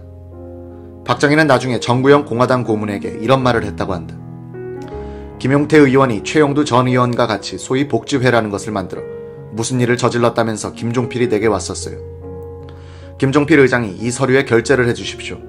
도무지 김용태 의원은 당 소속 의원으로서 있을 수 없는 행동을 한 것이니 제명을 해야겠습니다 하고 서류를 내놓기에 그렇다면 해야지 하면서 모든 걸 당 의장한테 맡기겠다며 내가 사인을 했습니다. 당 의장이 그렇게 하자고 해서 사인한 것뿐인데 그것이 어떻게 김 의장의 기분에 맞지 않았던 것인지 하여튼 좋지 않게 생각하여 벼랑간에 이렇게 탈당을 했으니 난들 어떻게 하겠습니까? 박 대통령의 이런 설명은 김종필의 다음 증언과 다르다. 하루는 영감이 날 부르더니 이런 게 있는데 이게 뭐냐. 그래서 뭔지 잘 모르겠습니다. 알아보겠습니다. 그러고 나와서 김용태 씨한테 물었어요. 이게 뭐냐고. 저희들끼리 모여서 친목단체를 만든 건데 그걸 하다가 보면 요 다음 대통령은 아무개다 하는 소리가 나올 수 있는 거지. 그게 무슨 대통령 옹립을 위한 조직이 됩니까? 다 픽션을 만들어서 그러는 겁니다. 라고 그럽디다. 박 대통령에게 그대로 보고를 드렸어요. 그랬더니 대통령께서 아니래. 전국적으로 조직을 해가지고 이제 1971년 대통령 선거에서 날 제쳐놓고 임자가 뭘 한다며 이런 얘기를 하십디다. 천만의 말씀입니다. 그런 일도 없고 되지도 않고 또 제 자신도 그런 거 모릅니다. 김모가 자꾸 꾸며서 그럽니다. 그러니 괴념 마십시오 하고 말씀드렸죠. 내가 1967년 대통령 선거만 끝나면 그만두겠다고 생각하고 있다가 기회를 놓쳐서 그러고 있던 참인데 나를 몰아내려고 그런 움직임이 있다는 걸 알았습니다. 속에서 불덩어리 같은 화가 치밀어 올랐습니다. 김종필은 그전에도 당의장을 그만두기로 작심한 적이 있었다. JP와는 648기 동기인 윤필용 당시 육군 방첩부대장의 증언이다. 1967년 5월에 6대 대통령 선거를 6달쯤 앞둔 1966년 말 윤필용 준장은 김종필 공화당 의장으로부터 좀 와달라는 연락을 받았다. 김 의장은 침통하게 말했다. 윤 장군 나 그만두기로 했어. 당 의장인 내가 김영욱이한테 도청을 당하고 우리 집을 출입하는 사람은 일일이 체크되어 가택 수색까지 당하고 있어요. 국회의원들도 우리 집을 드나들면 공천길에서 멀어진다고 해요. 사흘간 골똘히 생각한 끝에 결심했어요. 각하께 누를 끼치지 않기 위해서 그만두기로 했어요. 윤 준장은 영을 하나 더 보태 30일만 더 생각해보라고 했다. 김 담의장은 그보다도 월등히 오랜 기간 생각해왔다면서 이미 대통령 면회 신청을 해뒀다고 말했다. 윤 준장은 김 당의장 집을 나오자마자 예고 없이 청와대로 갔다. 대통령 집무실로 올라가는데 이우락 실장 방에서 나오는 이 실장 및 김영옥 부장과 딱 마주쳤다. 윤 준장이 각하께 급한 보고가 있다고 했더니 이 실장은 아웃라인을 이야기해줄 수 없느냐고 했다고 한다. 보고 전에는 이야기 못하겠습니다. 혹시 김 당의장에 관한 것도 들어있습니까? 있습니다. 이미 그 문제에 관해서는 각하의 결심이 끝났습니다. 그 외에도 긴급 보고사항이 있습니다. 이래서 윤 준장은 집무실에서 박 대통령과 독대하게 됐다. 이 자리에서 이뤄진 대화를 윤 씨는 생생하게 기억하고 있다. 선거를 앞두고 당의장을 바꾸면 안 됩니다. 종필이는 너무 옹졸해 남을 포용할 줄 몰라. 심지어 자네까지 자르라고 하더군. 저는 100번 잘려도 좋은데 선거가 걱정입니다. 이우락이는 나에게 종필이 칭찬을 많이 하는데 종필이는 이우락이 욕만 해. 제가 두 사람이 멀어진 이유를 보고 드리겠습니다. 윤 준장의 간곡한 이야기를 다 듣고 난 박 대통령은 신범식 대변인을 부르더니 당의장 면회 신청은 거절하라고 지시했다. 그러고는 신 대변인을 통해 김 당의장에게 친서를 정해냈고 그 일요일에 박 대통령이 당의장을 골프에 초대 사의를 번복시켰다는 것이다. 윤 씨는 그때 나는 누구 편도 아니었지만 선거를 생각하니 자연히 사인 체제보다는 김 씨 편을 들게 되더라 라고 했다. 윤필용은 박 대통령이 김종필을 미워하고 있다는 느낌을 받은 적이 많다고 했다. 김영옥 부장이 전과자를 고용해 김종필에게 위해를 가하려고 한 적이 있었다고 한다. 이 전과자가 방첩대에 자수해 윤 준장은 이를 박 대통령에게 보고했다. 종필이가 너를 그렇게 미워한다면 넌들 가만히 있겠느냐는 것이 박 대통령의 반응이었다고 한다. 유튜브로 읽는 박정희 전기 9권 총 들고 건설하며 보람에 산다. JP의 결심.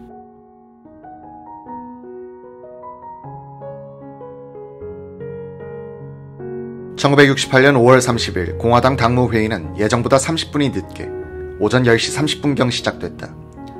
회의는 정부에서 넘어온 몇 건의 법률 개정안을 검토했다.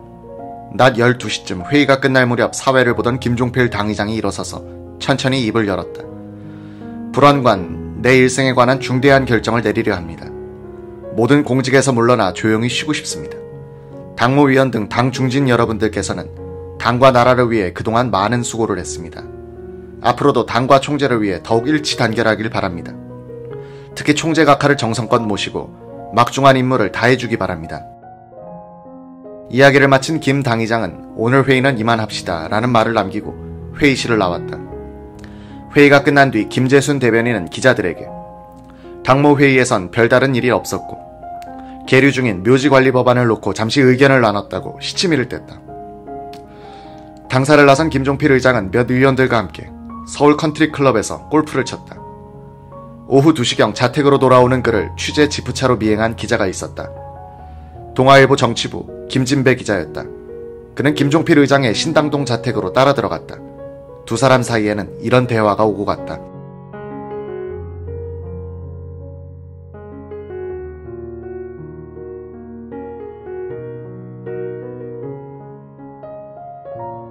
탈당한 이유는 무엇인가? 내주 초 기자회견에서 밝히겠다. 언제 결심했나 김용태 의원 제명과 관련이 있는가? 작년 여름부터 내가 당에 있어야 할 것인지 깊이 생각해왔던 것을 실현했을 뿐이다. 김 의원 사건과는 관계없다. 이런 일신상의 이야기를 할 것이 아니라 그보다도 드골 프랑스 대통령은 하야할 것으로 보는지 그 얘기나 하자. 드골 하야 여부는 외국 이야기고 골프장에서 왜 인코스나 인홀만 돌고 돌아왔는지 궁금하다. 이제 나는 자유의 몸이 된 것이 시원스럽다. 당의장 사퇴 정도가 아니라 탈당하게 된 것은 당이나 국회에 수고를 끼치고 싶지 않았기 때문이다. 탈당계를 이미 냈단 말인가. 다시 묻지 않아도 된다.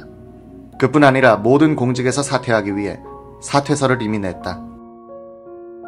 다른 공직은 무엇인가? 보이스카우트 총재, 기능올림픽 대표직, 동상건립추진위원회 위원장 등 내가 관계하는 모든 사회문화단체에 사표를 냈다. 다만 5.16 민족상 관계는 잔무정리가 있어 좀 이따 낼 생각이다. 당 총재인 박 대통령에게도 탈당이나 당의장 사퇴 관계 등을 사전에 의논했는가? 말할 수 없다. 당 총재가 탈당을 만류하고 사퇴서를 반려하면 어떻게 할 것인가? 당 총재인 박 대통령의 애국심이나 그분의 영도력을 존경하는 마음에는 변함이 없다.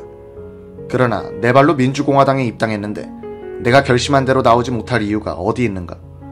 당 총재의 임명을 받은 당 의장이지만 탈당하면 당원이 아닌데 반려 여부는 이미 생각할 필요도 없지 않은가?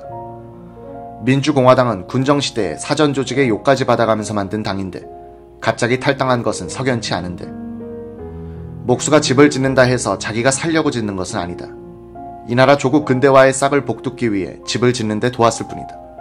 한번 그만두었으면 더 할 말이 없다. 1971년을 앞둔 지금의 복잡한 정치 정세와 관계가 있는 것으로 보는 견해에는 어떻게 생각하는가? 당이 앞으로 크게 흔들린다면 그것은 당의장의 책임으로 돌아갈 것이 아닌가? 지금 말할 시기가 아니다. 나는 아무 욕심도 없는 사람인데 공연히 주위에서 이러쿵 저러쿵 한 것은 유감이다. 말 많은 세상에서 그 모략과 중상에서 벗어나고 싶을 뿐이다. 내일 미국 평화봉사단 위문 관계로 부산에 내려갈 예정은 혹 변경되는 것이 아닌가? 탈당이 예정된 스케줄이듯이 예정된 부상행도 변함이 없다. 모든 공직에서 물러나면 무엇을 할 것인가? 그저 쉴 뿐이다. 작년 가을 6.8 선거 후유증으로 떠들썩할 무렵 목 디스크 때문에 해운대에서 쉬고 있을 때도 그저 쉬겠다고 했는데 쉰다는 말이 잘 믿어지지 않는데 그때도 괴로웠다. 내 한 몸이 얼마나 부자유스러운 입장에 있는가를 느꼈다. 내가 전국을 갈고 돌아다녀도 말이 많고 쉬어도 말이 많고 아주 공직을 다 내어버리면 말이 없을 것이 아닌가 하여 나대로 결단을 내린 것이다. 권력이나 재물에 욕심이 없으면 오해가 없는 줄로 알았는데 아무 욕심이 없어도 오해는 뒤따른다는 것이 세태라는 걸 또 하나 배웠다. 지금도 당신 같은 기자가 악착같이 뒤따라와서 말을 거니 아직 나는 해방되지 않은 모양이다. 오늘 한 말은 공식 기자회견 전에는 쓰지 않기를 바란다. 정치인의 거취에는 이유가 있어야 한다.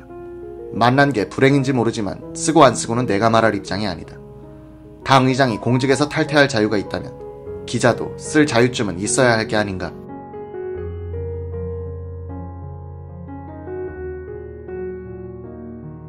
김진배 기자의 이 인터뷰는 한국 언론사에 남을 만한 특종이 됐다. 석간이었던 동아일보는 이날 오후에 호해를 발행했다. 김종필은 오후 내내 집에 머물렀다. 2층 피아노 앞에 앉아 황성 예터를 치기도 했다. 이때 김택수, 양순식, 예춘호 씨와 청와대 조시영 정무수석 비서관이 찾아와 사퇴를 만류했다. 김종필은 그들에게 화를 냈다고 한다. 나를 꼼짝달싹 못하게 해놓고 무엇을 어찌하란 말인가. 그들이 원하는 대로 나만 물러나면 될 것 아닌가. 김종필은 미리 써둔 사퇴서를 조시영 정무수석에게 주며 총재에게 전해달라고 했다. 그는 또 공화당 탈당 신고서를 부여지구당의 등기 우편으로 보내 그의 정치 후퇴를 누구도 되돌려 놓을 수 없게 만들었다. 당시 헌법에 따르면 국회의원이 스스로 당적을 이탈하거나 변경할 경우 의원직을 잃게 돼 있었다. 예춘호는 언젠가 박 대통령이 종필이는 직접 이야기할 일을 남에게 시키는 버릇이 있다고 한 것이 문득 생각이 나서 의장님, 이러시면 안 됩니다. 그것이 무엇인지 모르지만 박 대통령을 직접 만나 뵙고 고충을 말씀하셔야 합니다. 라고 말했다. 김 의장은 그 말을 일축하고 조시영 비서관에게 사퇴서가 든 봉투를 건네주었다. 예 씨는 조 비서관을 따라 밖으로 나와 이 봉투를 박 대통령에게 전하지 말고 김 의장이 괴로워하는 심정만 보고하는 것이 좋겠다고 조언했다. 조 비서관은 청와대에 돌아가서 박 대통령께 보고를 드리고 퇴근하는 대로 예춘호와 만나 함께 김 의장에게 보고하자고 약속하고 헤어졌다. 조 비서관은 최고회의 시절에는 반 김종필계였고 5월 동지회에도 관계하였으나 그 후 김 의장을 이해하고 협조적인 인사였다. 저녁 6시경 조 비서관이 예춘호 집에 왔다. 두 사람은 김 의장 집으로 갔다. 그때 벌써 소식을 듣고 온 주류 의원들 수십 명이 좁은 응접실을 메우고 있었다. 두 사람이 왔다는 비서의 전가를 받은 김 의장이 2층에서 내려와 반겨주었다. 셋은 건넌방으로 자리를 옮겼다. 조 비서관은 오후 4시경 일선 시찰에서 돌아온 박 대통령이 김 의장이 취한 당무회의 전후의 상황을 어떻게 보고받았는지 소상히 알고 있더라고 전하면서 화를 내고 있는 데다. 영식 지만군이 감기로 열이 몹시 높아 신경을 곤두세우고 있어 눈치만 살피다가 말을 하지 못했다고 보고했다. 세 사람은 무거운 분위기 속에서 여러 가지 이야기를 나누면서 시간을 보냈다. 김 의장의 움직일 수 없는 결심을 짐작할 수 있었다.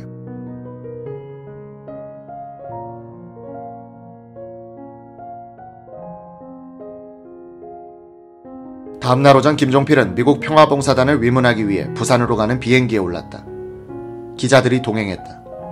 비행기 안에서 기자들이 끈덕지게 질문을 퍼부어도 김종필은 내 심정은 나만 알고 있다면서 묵묵부답이었다. 나는 앞으로 한 달 동안 입을 다물고 있을 테니 그동안 여러분들이 어떤 추측기사를 쓰는지 두고 볼 테야. 그는 시종 창밖을 응시하다가 손에 든 책장을 넘기곤 했다. 그는 옆자리에서 자신에 관한 신문기사를 읽고 있던 아내 박영옥 씨에게는 마치 남의 일같이 생각하는군 이란 농담도 건넸다. 김 의장은 부산 수영비행장에 내린 뒤 동네 관광호텔에 들러 점심을 먹고 부산대학교로 달렸다. 이때 수영비행장에서 부산대학으로 오고 있던 이우락 비서실장 차와 만났다. 군용기로 급히 내려온 이 실장은 차에서 내려 김 의장 차에 동승, 부산대학으로 향했다. 두 사람은 곧장 총장실로 들어가 10여 분간 요담했다. 밀담을 나누고 나오면서 이 실장은 박 대통령이 김 의장의 탈당을 사전에 알지 못하여 무척 괴로워하고 있다는 것을 전했다고 말했다. 그는 이어서 김 의장이 공직에서 사퇴하겠다는 뜻이나 우리가 번의를 권유하는 심정이나 모두 박 대통령을 위한다는 뜻에서는 마찬가지다. 이 어려운 시기에 당 의장을 그만두어서는 안 된다고 강조했다. 라고 말했다. 그는 서둘러 수영비행장으로 향했다. 김종필은 부산대학 강당에서 70분간 연설했다. 그가 들어올 때와 나갈 때 학생들이 기립박수를 보냈다. 연설을 마친 뒤 그는 바다가 내려다 보이는 산등성이에 해운대 컨트리클럽 골프장으로 직행하여 김택수, 한태일 의원 및 강석진 동명목재 사장과 함께 골프를 쳤다. 하얀 골프와 짙은 감색 바지를 입고 색안경을 낀 김종필은 공이 잘 맞는가란 기자들의 질문에 항상 이렇다고 답했다. 숙소인 극동호텔로 돌아온 김종필은 경남 지역 출신 국회의원들과 저녁 식사를 한 뒤 밤 10시부터는 윤천주 의원과 바둑을 두었다. 유튜브로 읽는 박정희 전기 9권 총 들고 건설하며 보람에 산다. 유비무환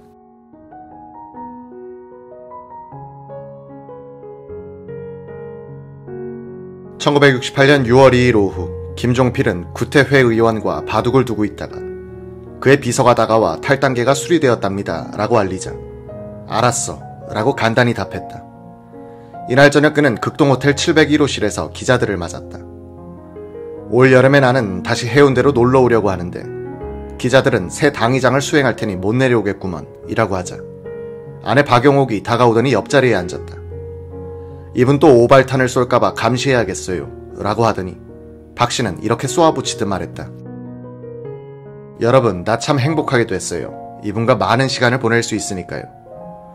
사퇴 이유를 묻는 기자에게 김 의장은 무슨 일만 있으면 나와 결부시키니 그런 쓸데없는 일들을 가지고 박정희 총재를 괴롭혀드리고 싶지 않았다고 무슨 말인가를 쏟아놓을 것 같이 말문을 열었다.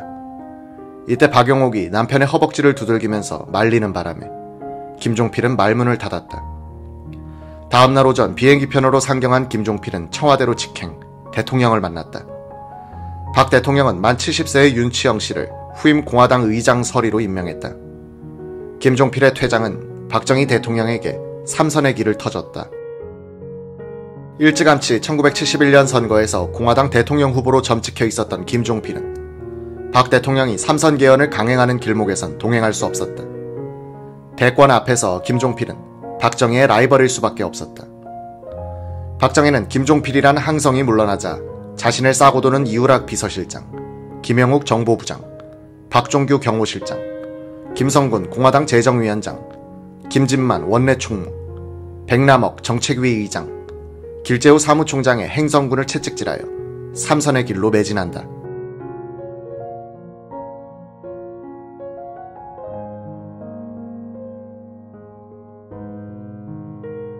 (1968년 6월 20일) 국회 국방위원회는 신민당이 제안한 향토 예비군 설치법, 폐지법안을 표결에 붙여 재석 12명 중 찬성 셋, 반대 9표로 부결시켰다.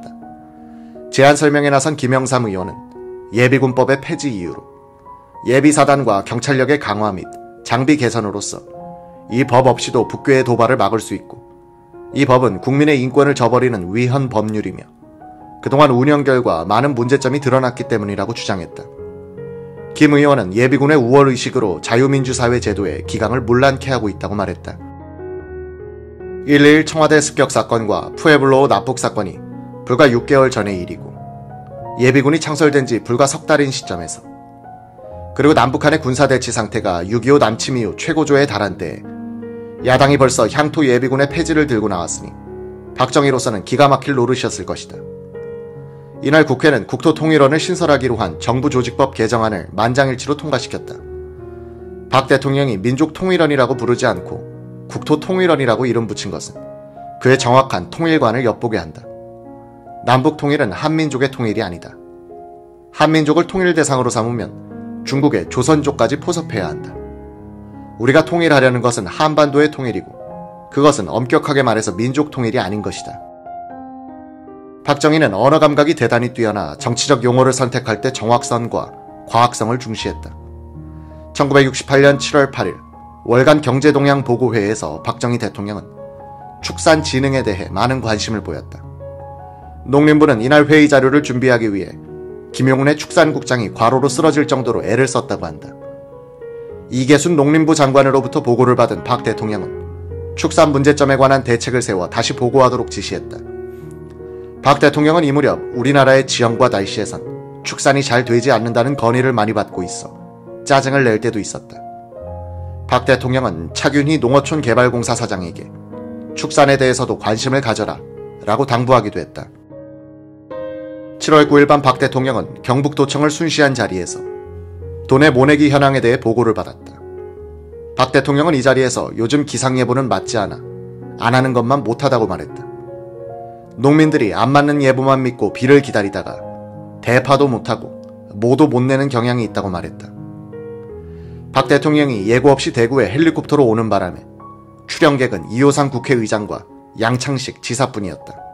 점심도 샌드위치로 때웠다. 도청 주변에선 대통령이 다녀갔는지도 모를 정도였다. 7월 12일 최영희 국방장관은 한국군이 팬텀 전폭기와 M16 소총을 연내에 도입하게 될 것이며 우리 해군 함정에도 미사일 등 전자장비를 갖추는 방안이 한미 간에 검토되고 있다고 기자회견에서 밝혔다.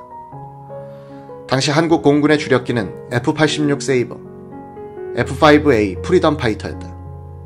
이들 가운데 F-86D형만 레이더를 장착하고 있었다. 다른 기종은 날씨가 나쁘다든지 밤이 되면 작전이 곤란한 형편이었다. 팬텀은 고성능 레이더를 장착하고 조종자 이외에 무기 통제사를 태운 뒤 적기를 20km, 30km 거리에서도 포착. 육안으로 보지 않고도 미사일로 격추시킬 수 있었다. 한국 공군력의 획기적인 증강이었다.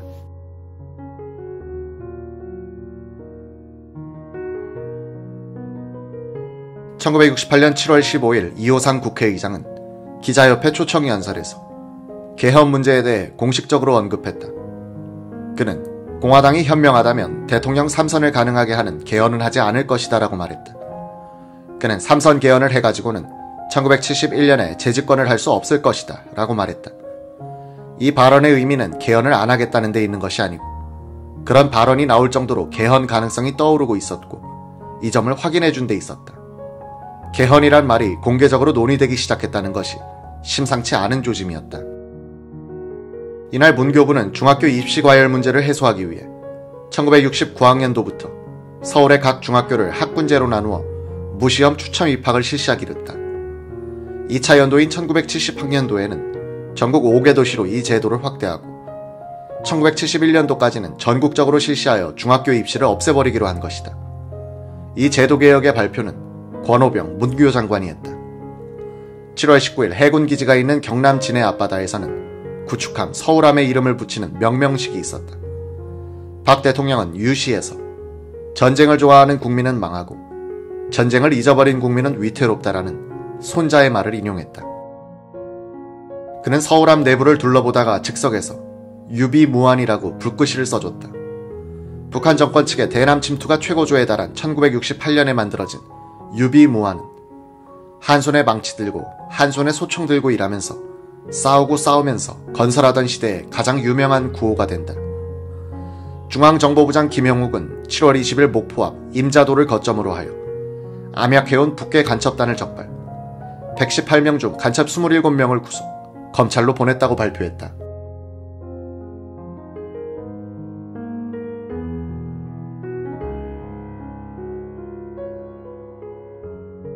정보부는 발표문을 통해서 지하당 전남도책인 정태홍 등 간첩단은 1962년부터 1967년 사이 북한을 오가며 1845만원의 공작금을 받아 지하당을 조직, 활동해왔다고 밝혔다. 이 간첩단의 두목격인 정태홍은 45세로서 전남 목포시 출생, 전 남로당원으로서 국가보안법 위반죄로 징역 7년을 선고받고 복역 중 6.25 전쟁으로 탈옥, 북한의 사회 왕복, 노동당 입당, 공작금 800만원 수령, 지하당 포섭 활동을 벌인 것으로 발표됐다.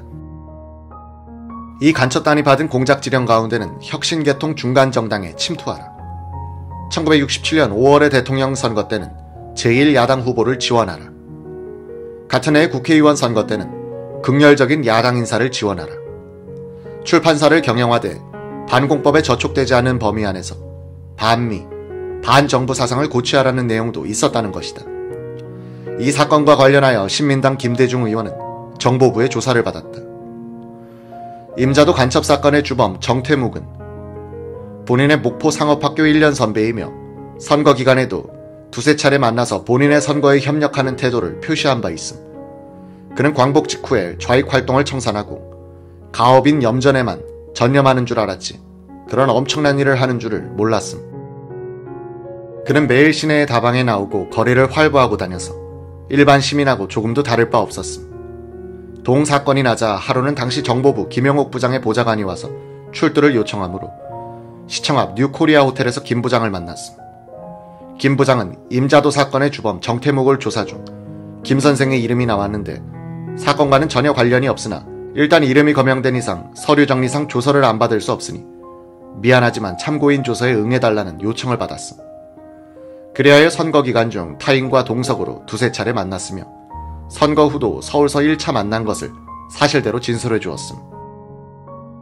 이것은 후일에 간접적으로 들은 이야기이나 정태묵은 정보부에서 취조받던 중 진술하기를 선거 기간 중 김대중의 연설을 들으니 반공정신이 투철하여 전혀 다른 말을 꺼낼 여지가 없는 것으로 보고 아예 공작하려는 생각을 갖지 않았었다고 했다는 말을 들었음. 7월 26일 문교부는 국민교육헌장 초안을 발표했다. 이 초안의 전문별 작성자는 정치 박준규, 사회 이만갑, 역사 김성근, 교육 정범모, 철학 이규호 씨였다. 박 대통령은 헌장심의회에서 큰 의의를 가는 이 헌장 제정이 몇몇 인사나 정부 이사로 좌우되어서는 안 되며 국민의 예지와 총화로 만들어져야 한다고 말했다.